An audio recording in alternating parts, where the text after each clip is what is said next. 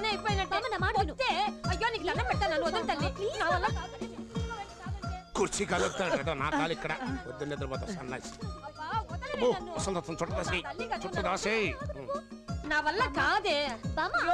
చూడండి ఆగండి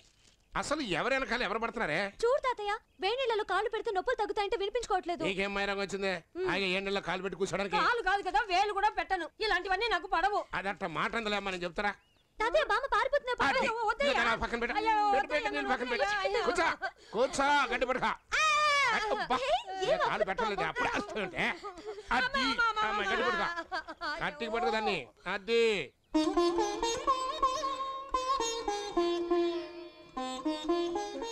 ఇప్పుడు ఎలా ఉంది పిచ్చి బామ్మ చిన్నపిల్ల చెప్తే విన్నావు కాదు